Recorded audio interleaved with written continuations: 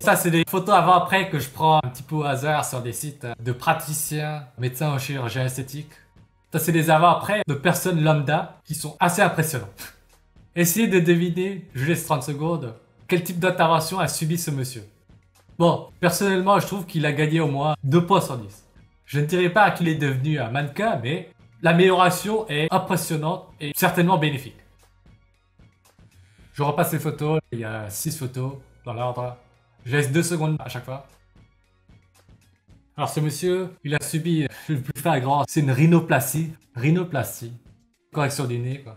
Clairement, il avait un nez pas super beau avant. Autant de face que de profil, je vous mets de profil une seconde. Il avait un nez aquilin de profil avant. Et maintenant, il a un nez droit. Avant, il avait un nez qui se voyait était laid. Maintenant, il a un nez qui ne se remarque pas. L'important pour un nez, c'est qu'il n'attire pas le regard. C'est principalement ce qu'on demande à un nez. Très grossièrement. Deuxième truc qu'il a subi. Bon, en fait, j'ai les réponses devant moi. Il a subi un facelift. Lifting du visage. Tout simplement, on a tiré la peau de son visage en arrière et vers le haut. Sur l'ensemble du visage. Il a moins de sillons nasogéniens. Il a une jawline mieux définie. Tout est tiré en arrière et vers le haut.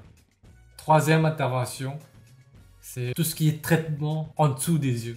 Donc là, il y a eu certainement ajout de volume en dessous des yeux. Que ce soit injection d'acide hyaluronique ou transfert de graisse fait en même temps que le lifting du visage peut-être. Et peut-être un traitement des surfaces par laser pour changer la coloration. Ajout de volume plus changement du teint par laser ou peeling chimique. D'ailleurs, lorsque vous photoshopez vos photos, la première chose à faire, la chose la plus simple à faire, c'est d'éclaircir sous les yeux. Éclaircir sous les yeux. Asymétrie, corrigé de la bouche. Je pense que c'est juste qu'il sourit sur l'une des photos et sur l'autre il souriait pas, c'est tout. Il avait pas la bonne mimique avant quoi. Je vais vous montrer un truc. Photoshop super rapide, ok? On va juste éclaircir sous ses yeux et lui faire gagner un point en direct là. C'est très simple. Bref, éclaircir sous les yeux, ça fait gagner 1 à 2 points à tout le monde. Vous avez vu? Donc ce premier monsieur a eu une grosse rhinoplastie, lifting du visage, traitement en dessous de ses yeux, par ajout de volume plus traitement du teint de la peau en dessous des yeux, certainement par laser. En faisant ces 3 interventions, ce mec-là, il a gagné 2 points sur 10. Salut, bonsoir, Dr Zoidberg. Hypso, salut, question hors sujet, mais selon toi, est-ce que Alain Delon en 2024, avec les réseaux sociaux, internet, etc., aurait eu le même succès dans la vie grâce à sa beauté? Alors, Alain Delon, s'il avait sa vingtaine en 2024, je pense qu'il serait surtout devenu un Instagrammeur. Il aurait eu plus de concurrence, mais je pense qu'il fait toujours partie du top 1% qui fait que rien que par son physique, Alain Delon aurait pu percer sur Instagram. Il ne serait peut-être pas repéré par un chasseur de tête pour devenir acteur de cinéma, mais il aurait pu devenir célèbre tout seul en faisant un profil Instagram et en étant connu juste pour sa gueule, quoi.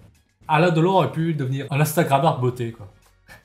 Je pense qu'à son époque, il devrait, je donne des nombres hasards, être l'équivalent d'un homme sur 10 000. Maintenant, en 2024, il est peut-être l'équivalent ressenti, beauté ressentie, si on peut dire ça comme ça. Il passe de 1 sur 10 000 à l'époque à 1 sur 500 aujourd'hui, très certainement. Beauté ressentie. Allez, on va passer à un deuxième avant-après. On précise que l'homme d'avant, il avait aussi changé de coiffure. Qu'est-ce qu'il a subi, ce jeune homme, à l'écran, là? Comme vous le voyez, éclaircir sous les yeux, ça change un homme. Je laisse 30 secondes. Qu'est-ce qu'il y a eu comme intervention pour cet avant-après? Les cas que j'ai pris pour ce soir sont sur un site qui fait surtout des rhinoplasties. Il fait plein d'autres interventions évidemment, mais ils mettent en avant surtout des rhinoplasties. Bizarrement, ce monsieur par rapport à celui d'avant, moi je trouve que ce qui est le plus flagrant comme changement chez lui, c'est en dessous des yeux, quoi. Alors qu'évidemment, il a aussi une rhinoplastie. Le truc le plus flagrant, c'est tout ce qui est en dessous des yeux, quoi. Il s'est fait rajouter du volume en dessous des yeux. Et traitement de la texture du teint aussi, certainement par laser ou peeling chimique. En dessous de ses yeux, avant, c'est noir, c'est sombre. Et après, c'est clair. Blépharoplastie. Je ne saurais pas dire s'il y a eu une blépharoplastie, mais peut-être, hein, peut-être. Mais clairement, il a eu ajout de volume et traitement de la texture. Non, il n'a rien eu au niveau des arcades zygomatiques. Il n'a rien. C'est juste qu'il sourit. Donc forcément, ça redresse les pommettes, les joues, un petit peu. Là, sur un visage au repos, ses pommettes sont identiques. Au niveau de sa jawline, un traitement du contour de la jawline, par ajout de volume tout simplement. Il s'est fait ajouter du volume. C'est discret. Certainement eu des injections au niveau des gonions, ou soit des implants. C'est pas précisé. C'est juste précisé qu'il a eu un traitement sur sa jawline. Donc on résume, jawline plus nez plus zone en dessous des yeux. Mais le plus flagrant, c'est ses yeux, quoi. La zone en dessous des yeux clairs, ça fait que tout le monde respire plus la santé, quoi. Non, il n'y a pas eu de bichectomie. Enfin, c'est pas précisé dans les réponses que j'ai. Oui, ensuite, bichectomie, ça te fait vieillir plus vite. Retrait de la graisse des joues, là. C'est très rare les cas où la bichectomie va bien. C'est surtout sur des personnes qui, initialement, avaient trop de graisse au niveau des joues. Je vous donne un cas avec qui ça irait bien. Relativement, ce serait par exemple... C'est pas pour clasher, mais par exemple, Thaïs Descuffon, qui a beaucoup de gras au niveau des joues. Et si on enlève un petit peu chez elle, je pense que ça améliorerait un petit peu le résultat. Allez, c'est un dernier, ensuite on se fait les vidéos de youtubeurs, autres influenceurs, Drag Solution, ok? Qu'est-ce qu'elle a subi cette meuf? Bon alors, cette meuf, traitement du nez, évidemment. Comme je vous l'ai dit, les 3 cas que j'ai pris ce soir, c'est sur un site qui met surtout en vitrine ses avant-après de rhinoplastie, quoi. Évidemment, il fait de tout, mais c'est surtout les rhinoplasties qu'il met en avant. Elle, c'est ce qu'elle a eu, rhinoplastie. Elle a eu aussi, au niveau des joues, un ajout de volume, au niveau des joues. Et aussi, un traitement global de la jawline. Sans plus de précision, c'est pas précisé ce qu'elle a eu au niveau de la jawline, mais on peut largement soupçonner un traitement orthognathique. Collaboration entre des chirurgiens maxillofaciales et des orthodontistes. On voit sur des photos de profil que son menton avance. Son philtrum, qui avant avait l'air vertical, maintenant il est en pente vers l'avant. Donc je pense qu'il y a un traitement au niveau de l'occlusion dentaire. Traitement orthognathique. On voit le menton qui avance. On voit le corps de la mandibule qui a l'air horizontalisé. Peut-être des implants, des injections au niveau de la mâchoire. Et de face aussi, les angles de la mandibule ont l'air élargis, dans une largeur gauche-droite. Donc, on résume, rhinoplastie, injection au niveau des joues, traitement de la mâchoire, de l'occlusion dentaire. Ah aussi, j'ai oublié, en dessous des yeux, quoi. Traitement global en dessous des yeux. Ce n'est jamais précisé s'il a eu blépharoplastie ou non, s'il a eu injection ou non, s'il a eu du laser ou non. Mais clairement, on voit qu'il y a plus de volume en dessous des yeux, et au niveau de la texture, de la couleur du teint, ça devient plus clair, quoi. C'est plus uniformisé. Déternar qui a demandé, en termes de chirurgie, tu nous conseillerais plus une augmentation de taille ou une modification du visage pour gagner des points supplémentaires? Ça dépend d'où tu pars, quoi. Je sais pas si, on va dire, t'as un visage 3 et une taille, on va dire 1m80, je pense que le plus urgent, c'est ton visage.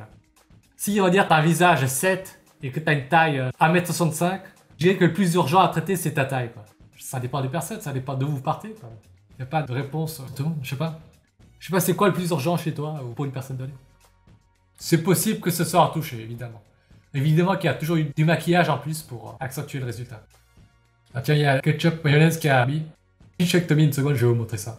Alors franchement, cette meuf que montre Ketchup Mayonnaise qui a une bichectomie, moi personnellement, je ne vois pas trop la valeur ajoutée. Je ne vois pas trop la valeur ajoutée sur cette meuf. Je peux concevoir que certaines personnes la trouvent plus belle après.